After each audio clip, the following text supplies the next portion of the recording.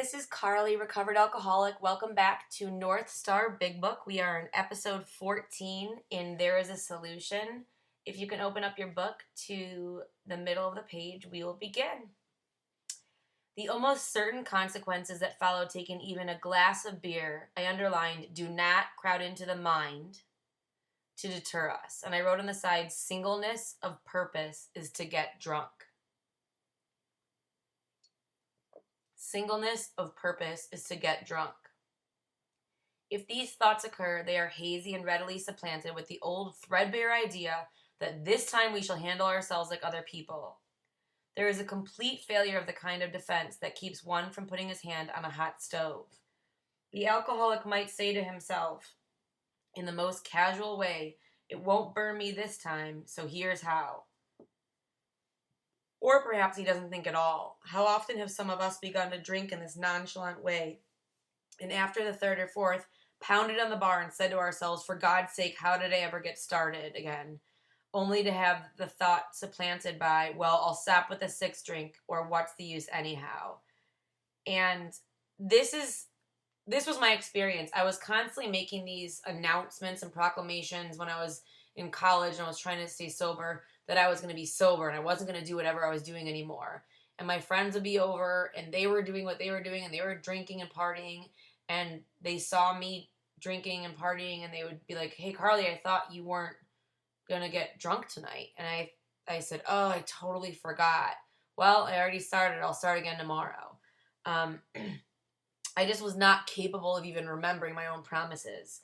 I bracketed the bottom paragraph, and on the top of the paragraph, I wrote, fellowship alone. I underlined the word alone. Fellowship alone is insufficient.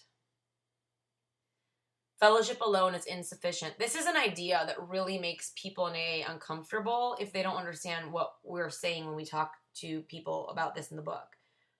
If the first step tells me that I'm powerless over alcohol because of the physical allergy and the mental obsession, and that no human power could relieve me of my alcoholism, that includes people in AA because they are just human powers. And that means going to meetings alone and just hanging out with the fellowship and just being surrounded by them will not get me recovered. It's not enough. And I underline the rest of this paragraph on the bottom of 24. When this sort of thinking is fully established in an individual with alcoholic tendencies, he has probably placed himself beyond human aid. I circle those words, beyond human aid, to remind myself that's what I am. And unless, I underline in red, locked up, may die or go permanently insane. I also underline beyond human aid in red, because those are, again, those trigger words that remind me that this is real. We're dealing with life and death. And here's my options. I could either be locked up, die, or go permanently insane. I wrote on the side, fellowship is made of humans. We are beyond human aid. Fellowship is made of humans. We are beyond human aid. And I wrote on the bottom of the page in big letters, doomed to an alcoholic death. Doomed to an alcoholic death. These stark and ugly facts have been confirmed by legions of alcoholics throughout history. But for the grace of God, there would have been thousands more convincing demonstrations. I underlined, so many want to stop but cannot. I wrote on the top of the page, no one can help me stay sober, doomed to an alcoholic death. No one can help me stay sober, doomed to an alcoholic death. A sponsor can guide me to the steps and share their experience, strength, and hope with the struggles and the process and the program, but they can't help me stay sober. They can help me do my work by guiding me to it, but they can't keep me sober or help me stay sober. They also can't get me drunk unless they specifically tell me to not do the work. And even then, I can go to somebody else. I bracketed the entire page on 25. It's awesome. We're going to read it. I love it. And I basically underlined everything, but I'll go over it. So I underlined there is a solution. I underlined that word A again to remind myself. And above it, I wrote 12 steps. That's the solution we're specifically talking about. And we're going to outline it in this page. It says, almost none of us like the self-searching. Above self-searching, I wrote fourth. That's from the fourth step. The leveling of our pride, I wrote 6 through 9. The confession, I wrote 5th of shortcomings. I underlined which the process requires, and I circled the word requires for its successful consummation. So this is really clear here. I often hear people, especially if I give a lead and I'm taking the group through the steps, which is what I do when I lead, and there's always a comment or two that talks about how the steps are suggested and this process is suggested. And those words about suggested are taken out of context in this book, and they're talking about how these are the suggested, that this program is suggested, that this solution is suggested. It says on 59, here are the steps we took, that's the first 100 men and women, which are suggested as a program of recovery. They're not saying the steps are a suggested part of the program of recovery. They're saying we took these steps and these are suggested as a program of recovery. This is the suggested program. I know it sounds like I'm splitting hairs, but it's really, really important because it tells me right here on 25, the process requires that I do the self-searching, the leveling of our pride, the confessions of shortcomings. I underline, we saw that it really worked in others. Again, that's my responsibility when I become recovered from doing this work and I keep doing 10, 11, and 12, is that I get to behave and live a life that is attractive and effective so other people can see it working with me. I wrote on the side of the page, we change in 4 through 9. We change in 4 through 9. So 4 through 9 is the big hallway clearing. And then 10, 11, and 12 is when we keep it clean for the rest of our life, connect, and grow. It says, and we had come to believe in the hopelessness and futility of life, I underlined, as we had been living it.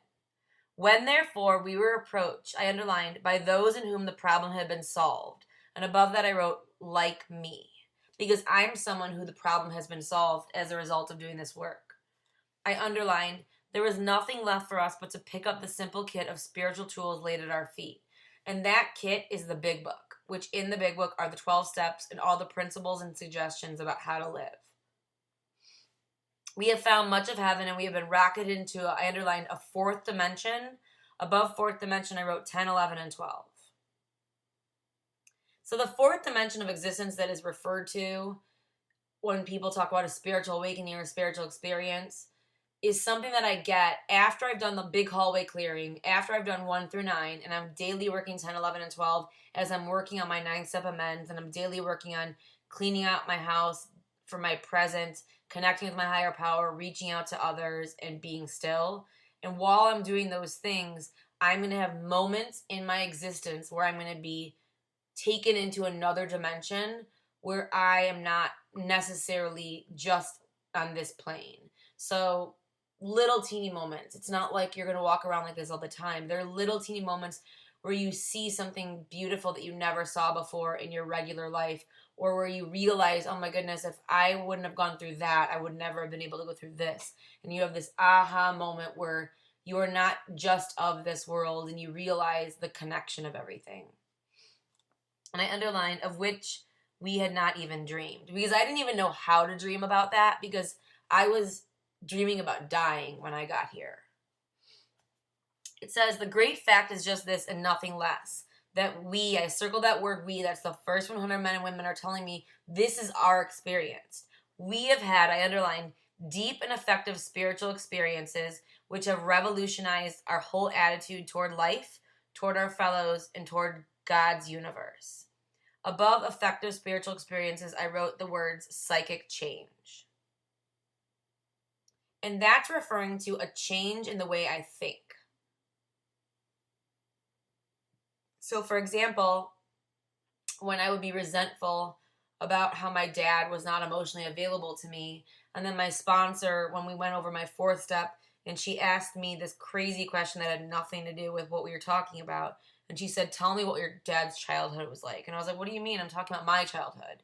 And she said, no, I want to know what his childhood was like. And I said, well, he had a horrible house fire when he was 8, and his little sister was killed, and his little brother was in a coma for 6 months, and his parents were not available to him. The whole family split up and lived in different homes for about 6 months. And I found out that he was the only person who attended his sister's funeral because his parents were in the hospital and his other brother didn't want to go. And he was never given therapy for that, and it was never talked about really, other than just moving on. And my sponsor said, do you think that could shape how he might be or not be to you emotionally as a parent? And I was able to see my same dad in a different light. It didn't mean that all of my resentments disappeared, but it meant that I was able to step back farther from the situation and look at the picture bigger, zoom out, and see something that I couldn't see when I was zoomed in so closely to just what was happening or not happening to me. To me, that's a psychic change. I could change the way I see a situation. And then above the word revolutionize, which we had underlined, I wrote the word changed. There's a little asterisk, and they're telling me on the bottom, fully explained in Appendix 2, which we're going to go to after we finish 25. It says, the central fact of our lives today is the absolute certainty, I underline, that our Creator has entered into our hearts and lives in a way which is indeed miraculous. Above Creator, I wrote power. And I wrote on the side, if you want what we have, there is a solution. If you want what we have, there is a solution. And that's the most beautiful thing I can tell anyone. You don't have to live the way you're living anymore, and I know a solution. I can help you. But you have to do the work. I underline, he has commenced to accomplish those things for us which we could never do by ourselves. And next to the word ourselves, I wrote powerless.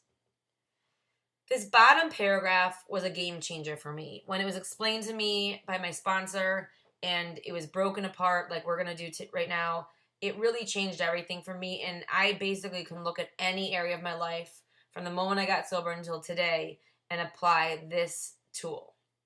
It says, if you are, I underlined, as seriously alcoholic, which again, we just had reviewed what that means, physical allergy, mental obsession, as we were, I underlined, we believe there is no middle of the road solution. Above we believe, I wrote, be sober or die. That's our solution. Those are our choices. Be sober or die. The we believe is the first 100 men and women, and the no middle of the road solution, I wrote above that, no half measures. They talk about it and how it works. They mention it a lot of times throughout the book. Basically what they tell us here is you can't do half of the program or a little of the program and get a little better. The way that it's designed, you either do it all or don't do it at all, but you're not going to get anything if you do just a little bit. I underlined, we were in a position where life was becoming impossible, and if we had passed into the region from which there is no return through human aid, we had but two alternatives. So I underlined all of that. I wrote on the side, step 1, and I wrote alcoholic death. Step 1, alcoholic death. I wrote step 2, spiritual life. Step 1, alcoholic death. Step 2, spiritual life. Above where it says, if we have passed into the region from which there is no return, I wrote mental obsession and physical craving.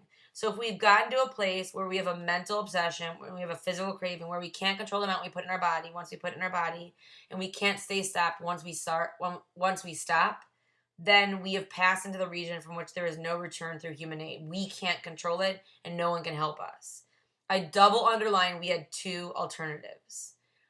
One of the most beautiful gifts of Alcoholics Anonymous is they wrote it for alcoholics because they know that we do not like to be told what to do. They always give me two choices throughout the entire book.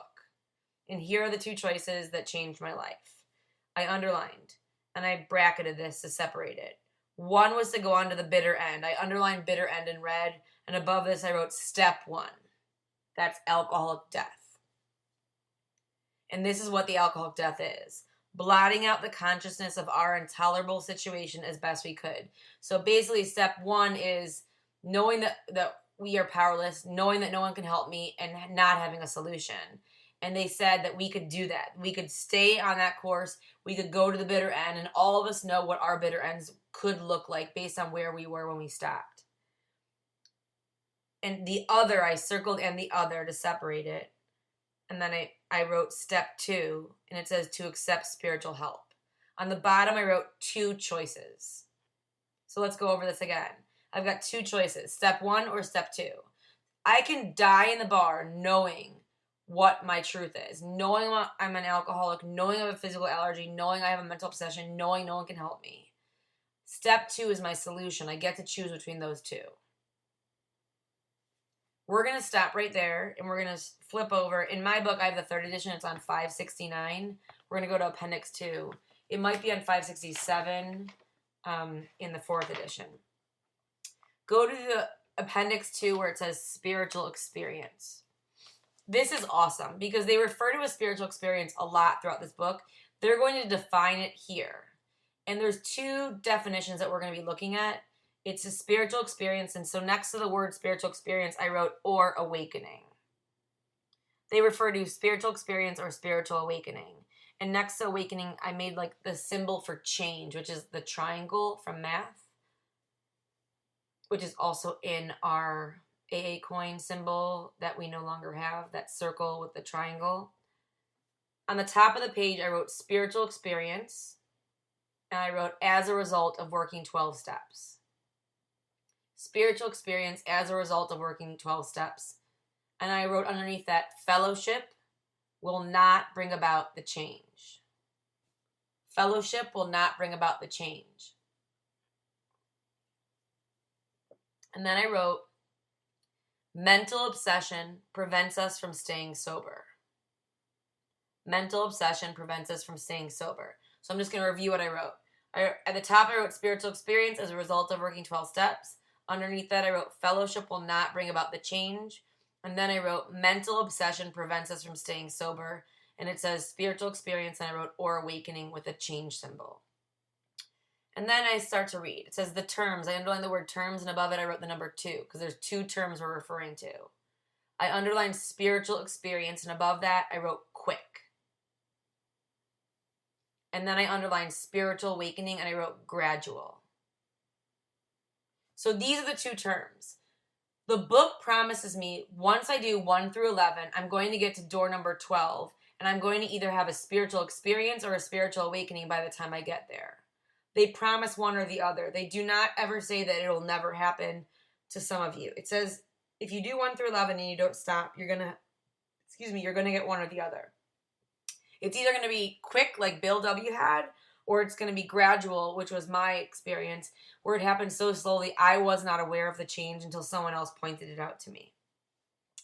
It says, are used many times in this book, which upon careful reading shows, I underlined, the personality change sufficient to bring about recovery from alcoholism. I put a star next to that. I double underlined the word change, and next to the word sufficient, I wrote enough. You're going to hear them talk about change over and over and over in the next 2 pages, and we're going to identify that. Because that's what it means. To have a spiritual experience or to have a spiritual awakening or a psychic change basically means I am different. They talk about it later on in the book that his roots grasped a new soil, that he stood on a different foundation, that his eyes, there was something about his eyes. There will be people that we haven't seen for a long time that will not recognize us. If I'm doing my job spiritually, when I lead a meeting 2 years from now, you should be able to see a change in me. There should be something different. I should be constantly growing and changing. It says, has manifested itself among us in many different forms. So they're saying there's not just one cookie cutter way to change. Yet it is true that our first printing gave many readers the impression that these, I underline the words personality changes, because again, that's what it is, or religious experiences must be in the nature of sudden and spectacular upheavals. I underlined the word upheaval, and above it I wrote to change. Happily for everyone, this conclusion is erroneous. In the first few chapters, a number of, I underlined, sudden revolutionary changes. Above that, I wrote spiritual experience. So a sudden change is a spiritual experience. It's quick. And above changes, I wrote to change. Revolutionary means to change. Though it was not our intention to create such an impression, many alcoholics have nevertheless concluded that in order to recover, they must, I underline the word must, acquire an, I underline, immediate and overwhelming God consciousness. Above the words immediate and overwhelming, I wrote to change. Overwhelming is to change. Followed at once by a vast, I underline the word change in feeling and outlook. Among our rapidly growing membership of thousands of alcoholics, such, I underline the word transformations, and above it I wrote to change. though frequent, are by no means the rule. So they're saying it doesn't have to be quick. Most of our experiences, that's the first 100 men and women, are what the psychologist William James calls, I underline, the educational variety, and I continue to underline, because they develop slowly over a period of time. I wrote on the side, change gradually as you learn and apply the steps. Change gradually as you learn and apply the steps. Mine has always been that way. I have had a handful of spiritual experiences about certain topics or issues that I was struggling with throughout my sobriety, but those are like special, once in a while occurrences. Most of the time, it is consistency and diligent effort. One of the things I heard when I was listening to something that was a motivational speaker that while I was running talked about that the way to become a champion and to become successful is to become a master of consistency. And in order for me to change, I have to be consistent with whatever I'm trying to change. And that means that I need to show up when I say I'm going to show up. I need to, if my plan is I want to get healthy, then every morning when my alarm goes off, I don't hit snooze. I get up and I do my work. And that's how we change, in little tiny baby steps. It says, quite often, friends of the newcomer are aware of the difference long before he is himself. So that's what happened is my sponsor or the people I was hanging out with would remark when I didn't react a certain way that I normally react, and they would be like, whoa, you're getting better. And I would have no idea what they were talking about. He finally realizes that, I underline, he has undergone a profound alteration in his reaction to life. Above profound alteration, I wrote the word change. And above reaction to life, I wrote change. So I'm changing how I'm reacting. That such a change could hardly have been brought about by himself alone. What often takes place, I underline, in a few months, which is about 60 to 90 days, could seldom have been accomplished by years of self-discipline. So they're saying, if I do this work, these steps for about 60 to 90 days, I'm going to notice a change. So try it. Consistently try. Instead of going to 90 meetings in 90 days, go to meetings, have a sponsor, but do the work for every single day for 60 to 90 days. I dare you not to change. Follow the directions out of the book and do the steps the way that they're laid out and get through them so we can change, and it will happen. It says, with few exceptions, our members find that they have tapped an unsuspected, I underline on the top of 570, inner resource. Above the top of the page, I wrote the word change, and I wrote the key word. And that inner resource is what they talked about. It's deep down within us, and we're going to talk about that when we get to We Agnostics. So the change happens from within, and it happens by unblocking myself from all my garbage while doing 4 through 9, and then keeping it unblocked in 10, 11, and 12, which they presently identify with their own conception of a power greater than themselves. Most of us think, I underlined, this awareness of a power greater than ourselves is the essence of spiritual experience. Above that, I wrote the words fourth dimension. And then it says, our more religious members call it, I underlined, God consciousness. And next to that, I wrote voice within. God consciousness, and I wrote voice within. Most emphatically, we wish to say that I circle the word any alcoholic, I underlined, capable of honestly facing his problems in the light of our experience can recover, I continue to underline, provided he does not close his mind to all spiritual concepts. I want to go through this. I circle the word any to remind myself that anyone is capable of doing this. And then above honestly facing his problems, I wrote through the 12 steps. So I honestly can face my problems through the 12 steps, through the tools and the actions of the 12 steps. And then it says, provided he does not close his mind. I underlined the word provided, and above that I wrote contingent. So if I don't close my mind to all spiritual concepts, I double under that in that word all, then I can be open to what could come to me. And next to the word concepts, I wrote 12 steps. So I need to be open to all of them. So do not prejudge something I've never done, which basically anyone I've ever sat with, especially someone who's come in and out, cannot look me in the eyes and say, I've done everything that the book says from the blank page until 164 with the guidance of a sponsor who never stopped working with me. And I never stopped working with them.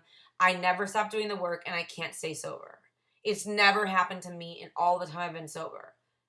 The problem is we stopped doing the work. 4 of the people I worked with that were my sponsors ended up drinking or using after 10 plus years of sobriety, and they knew the solution. They lived the solution. They worked the solution, but at some point they stopped doing it. And the key is, again, consistency. It says he can only be defeated by, I underlined, an attitude of intolerance or belligerent denial. I wrote on the side, this attitude can defeat me. This attitude can defeat me. So if I have an attitude of intolerance or denial, I can become defeated. But if I'm open to all spiritual concepts, the steps, then I won't be. We find, that's the first 100 men and women, that no one need have difficulty with the spirituality of the program. And then it says, willingness, honesty, and open-mindedness are the essentials of recovery. But these are indispensable, like air and food. Then I circled and highlighted and underlined this awesome quote by Herbert Spencer, which is one of my favorites. It's one of my favorite ideas. It says, there is a principle which is a bar against all information, which is proof against all arguments, and which cannot fail to keep a man in everlasting ignorance. And next to that I wrote, into the grave. That principle, I double underlined, is contempt prior to investigation. Don't say it doesn't work until you've done it. You cannot say this doesn't work. I've never met anybody who says that this doesn't work. They can say AA doesn't work for me, and then I clear it with them and I say, did you work AA? Well, I went to meetings and I got a sponsor and I had a home group and I did cookies and I went to like 10 meetings a week and I couldn't stay sober. That's not AA. That's the fellowship. That's not AA. That's important and it's awesome. It's not sufficient. I wrote on the bottom of the page, if you work the steps, you are guaranteed, and I underline the word guaranteed that I wrote. If you work the steps, you are guaranteed to have one or the other. And then I wrote spiritual experience or spiritual awakening. It's a given. If you work the steps, you are guaranteed to have one or the other, spiritual experience or spiritual awakening. We're going to go back to 25 at the way bottom. And it says, after they gave us those 2 choices, it says the word this, and I go to 26. This we did because we honestly wanted to and we're willing to make the effort. I only get to the place where I'm willing to make a choice between step 1 and step 2 when I'm miserable and I'm in pain. So, for example, if I'm going through a breakup and it's emotionally painful and I cannot fathom how I'm ever going to do this and how I'm going to be alone for the rest of my life, I have 2 options. I can go on to the bitter end with that, feel bad for myself, go super deep down inward, depressed, dark, isolate, and go on to the bitter end with that and produce my own misery. Or I can accept spiritual help. For me, accepting spiritual help looks different depending on the situation, but in that situation, it would be meditation, prayer, trusting God, helping out new girls, showing up, being of service, walking my way through the muck. On the top of the page 26, I wrote, we get to make the final decision. We get to make the final decision. It says, a certain American businessman, above certain American businessman, I wrote the words Roland Hazard. That's from our history. Had ability, good sense, and high character. For years, he had floundered from one sanitarium to another. I wrote on the side, spent 1 year with Dr. Carl Jung.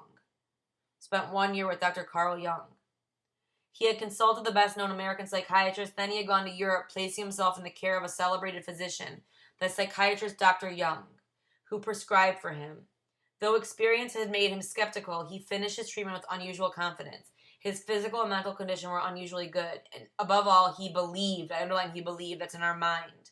And I underlined he had acquired such a profound knowledge of the inner workings of his mind and its hidden springs that relapse was unthinkable. And I wrote on the side, self-knowledge is not our solution. Self-knowledge is not our solution. It's also not our problem. My problem isn't that I don't know. My problem isn't that I don't understand. My problem is that I don't apply. Nevertheless, he was drunk in a short time. More baffling still, he could give himself no satisfactory explanation for his fall. I wrote on the side, mental obsession stronger than self-knowledge. Mental obsession stronger than self-knowledge. We're going to stop right there and we will return next week. Thank you so much. Remember, you have a choice. Have a wonderful week. It's all up to you.